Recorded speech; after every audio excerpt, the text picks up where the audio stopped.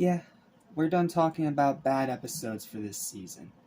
Because that last one was a rancid, stinky turd. But this one, this one's great. The next one is great, and it arguably ends on the best episode of the entire season. So these next three are going to be super, super positive. And you're getting two today because I unexpectedly took a break yesterday. Sorry. But let's talk about it and why this episode is so great. What's up? What's happening? What's going on, everybody? Welcome back to Animation Station, your number one station for animation, including two brothers that fight in Becker, as well as TV and movies. I'm your host, Jackson Small. Welcome back to Drake and Josh-uary. Welcome to Season 1, Episode 4, Two Idiots and a Baby. It's exactly what it sounds like. It's two idiots, Drake and Josh, and a baby. The baby of the boss of their dad, Walter.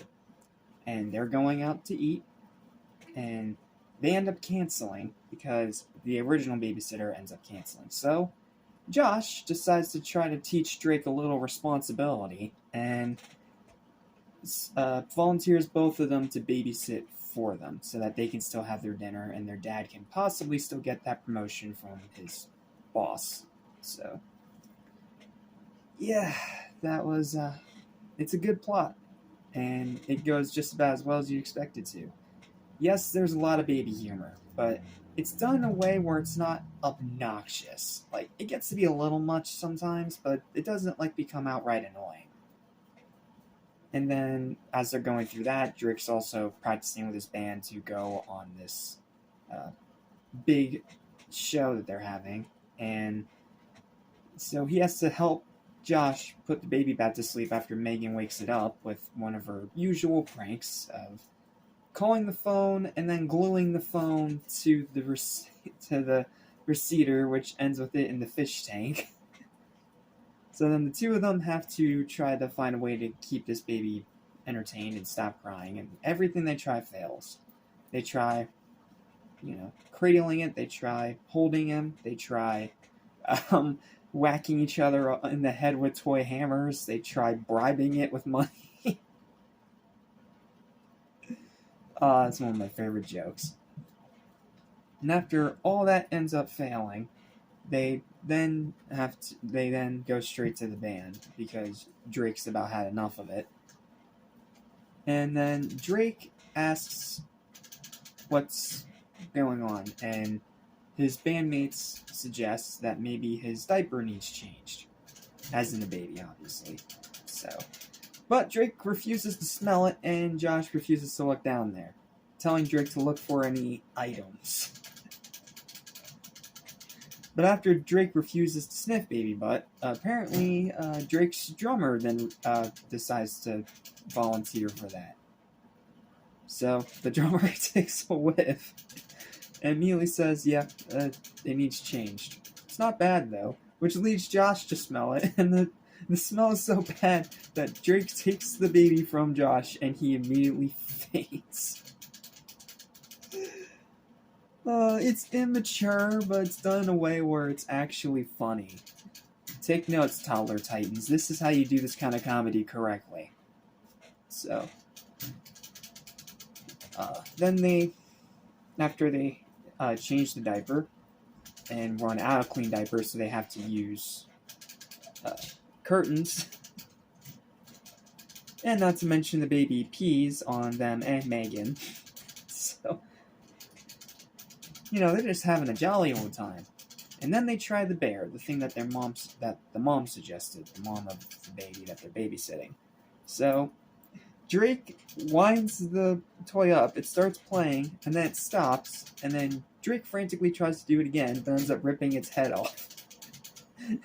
And Josh is like, I said wind it, not murder it.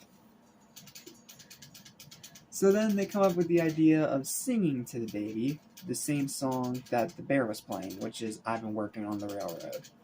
And it's mostly a pretty good version of it, aside from Josh.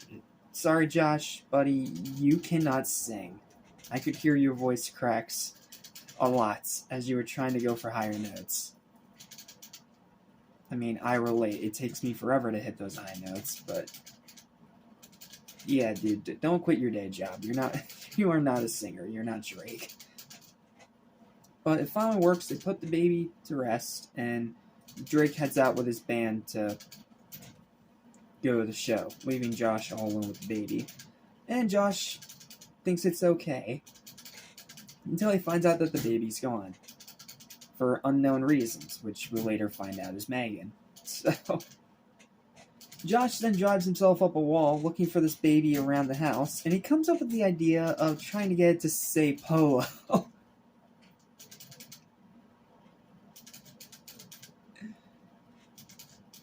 So while that's happening, Drake is waiting in line with his band to get on stage, and everyone keeps commenting about that he smells like a dirty diaper. Again, it's immature, but it's done in a way where it's not cringe. So then Drake talks about how they didn't help with the baby, leading the female band member to tell him, oh, just like you left Josh on his own, all alone, with the baby, which leads Drake to feeling guilty, of course. But he brushes it off and tries his best to just leave it be.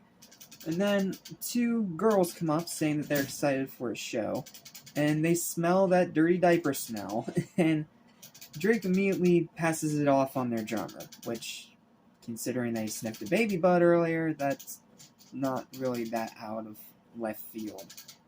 So that's going on, and Drake's about to go on. He hears Josh's panicked voicemail, including how he says that the baby won't say Polo.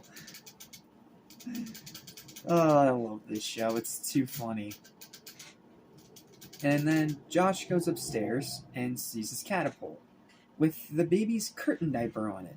But he doesn't think that it's ready to be flung, well, to fling anything, because it's not done yet. But then he's proven wrong when he does that and flings the curtain diaper out the window. So then he rushes out to the yard, finds where the ball went, which was on the roof, and then he immediately surmises that the baby is on the roof. So he gets a ladder, and he tries to climb up there and get it, only for the ladder to fall and leave him hanging on the gutter. No suspension of disbelief, because a big guy like Josh would fall immediately off that gutter, but this is kind of running off of semi-realistic cartoon logic, so I can let it pass. And that's when Drake shows up and explains that his gig got canceled. In other words, he canceled it himself so he can go help his brother, showing character development.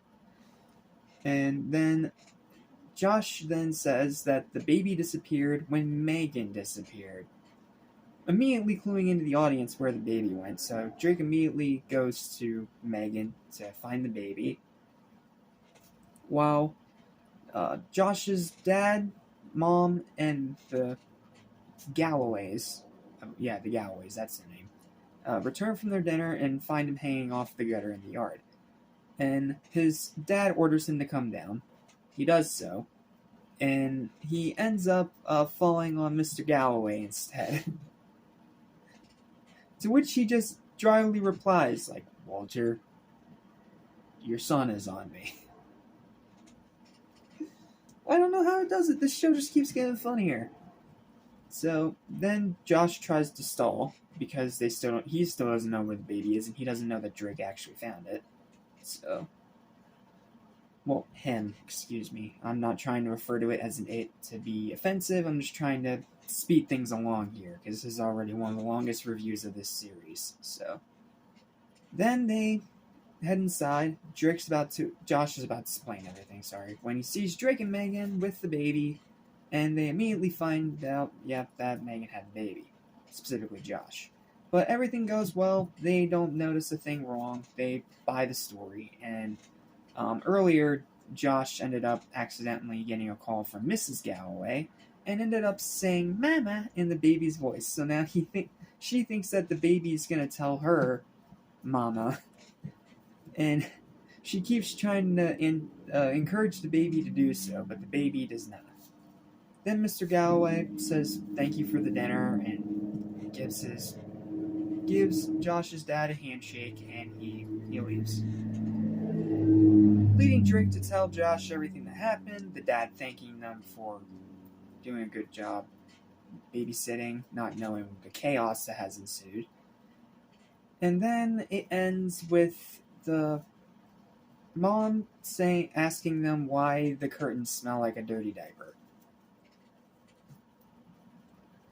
And then, of course, there's the blooper of the episode in the end credits, where this one is that Drake asks that female band member from earlier to change the baby's diaper.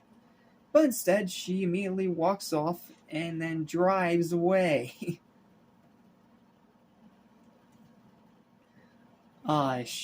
This show.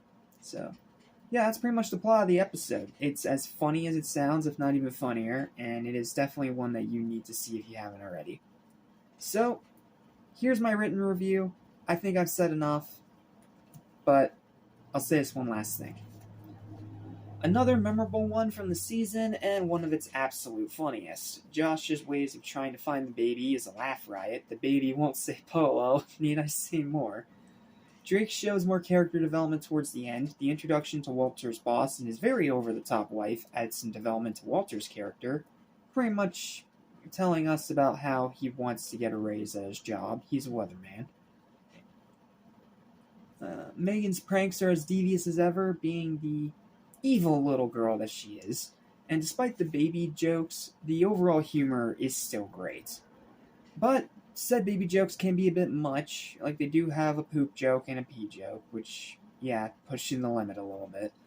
A lot of time is wasted on Josh trying to find the baby and everyone commenting about Drake smelling like a dirty diaper, which can get a little repetitive, but they stop before it becomes an outright problem. And I'm sorry, but Josh can't sing as his voice cracks a lot, which isn't really pleasant on the ears. All minor gripes though, this is still a great episode regardless of its faults and has more great stuff rather than annoyances. It's a much needed bounce back from the underwhelming previous episode. Check it out if you haven't seen it. My final verdict for 2 Idiots and a Baby is a high and well-deserved 8 out of 10. Check this one out. It is definitely worth a watch. Well, that's it. See you next time for a big fan favorite episode, First Crush. Listen, I want to forget. So listen and you won't regret. Be true to yourself, don't miss your chance. And you won't end up like the fool who ripped it.